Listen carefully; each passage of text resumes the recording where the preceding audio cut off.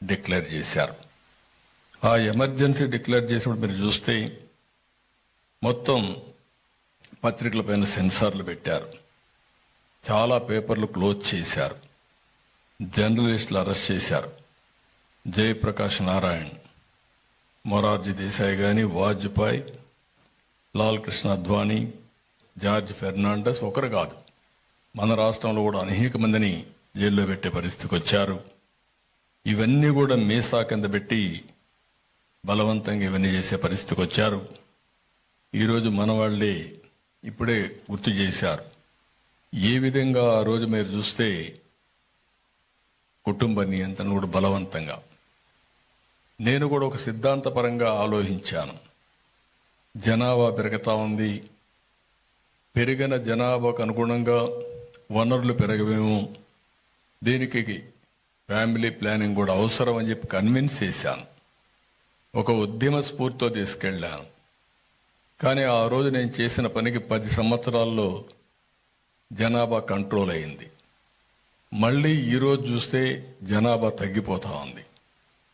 ఈరోజు నేను మళ్ళీ మనసు మార్చుకుని నా నిర్ణయాన్ని విత్డ్రా చేసుకుని ఇప్పుడు పాపులేషన్ మేనేజ్మెంట్ గురించి మాట్లాడుతున్నాను. అది ప్రజాస్వామ్యం. బలవంతంగా ఆపరేషన్లు చేసి, లేకుంటే ఇప్పుడు బలవంతంగా మీరు కుటుంబ ప్రమోషన్ చేయాలని, పాపులేషన్ మేనేజ్మెంట్ చేయాలంటే కరెక్ట్ కాదని చెప్పి కూడా నేను మీకు తెలియజేస్తున్నా. మంచి చెడులు చెప్పడం మా బాధ్యత. దాన్ని ఆచరించే విధంగా ప్రజల ఇష్టాని కోసం వదిలిపెట్టాలి తప్ప బలవంతంగా ఏది చేసినా అది మంచిది కాదని చెప్పి కూడా నేను మీకు తెలియజేసుకుంటున్నాను. ఈరోజు ఇక్కడే మనందరం గుర్తుపెట్టుకోవాలి, రాజ్యాంగాన్ని కాపాడుకోవడం, రాజ్యాంగ స్ఫూర్తితో పనిచేయడం మనందరి బాధ్యత. ఇది కేవలం పాలకులదే కాదు, పౌరులది కూడా. స్వేచ్ఛ, సమానత్వం, న్యాయం అనే రాజ్యాంగ మూలాలను మనం ఎప్పుడూ మరిచిపోకూడదు. దీన్ని ఎప్పటికప్పుడు పరిరక్షించుకోవాల్సిన బాధ్యత మనందరిపైన ఉంది. అందుకే మళ్ళీ ఒకసారి చెప్తున్నాను, కొంతమంది నాయకులు మరిచిపోలేరు. అదే మళ్ళీ ఇందిరాగాంధీ గారిని చూస్తే కరెక్ట్గా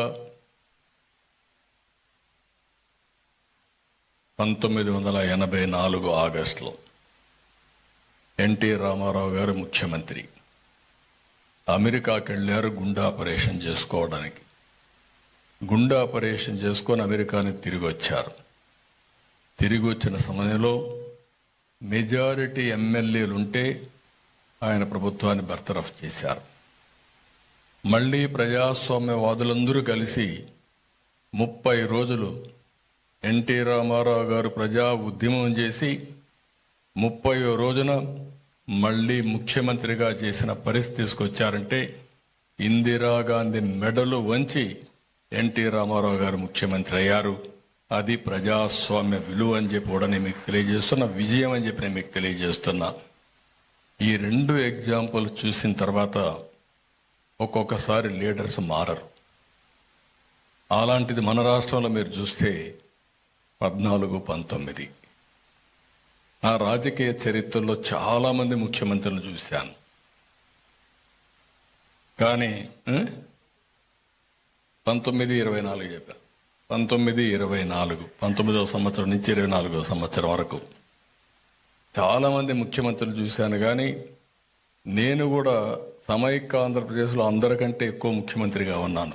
9 సంవత్సరాలు నేనే ముఖ్యమంత్రి, 10 సంవత్సరాల అపోజిషన్ లీడర్ని. ఒక ముఖ్యమంత్రి ఈ విధంగా చేయగలుగుతాడా నాకే అర్థం కాలేదు. 5 ఏళ్ళు అదే జరిగింది. దీనివల్ల మనం చాలా నష్టపోయాం. పాలన ఎలా ఉండకూడదో ఎమర్జెన్సీ ఒక కేస్ స్టడీ అయితే, పాలకులు ఎలా ఉండకూడదో గత పాలకులు ఒక కేస్ స్టడీ. ఈ విషయాన్ని మనందరం గుర్తుపెట్టుకోవాలి. అన్యాయం, అక్రమాలు, అవినీతి ఎవరు గొంతు విప్పినా నిర్మోహమాటంగా గొంతు నిలివేసే పరిస్థితికి వచ్చారు. ఎక్కడ చూసిన కబ్జాలు, మోసాలు, బెదిరింపులు, దాడులు, కేసులు, ఆస్తులు రాయించుకోవడం, రౌడీజం చేయడం, ఇలా ఒకటి కాదు చాలా జరిగాయి.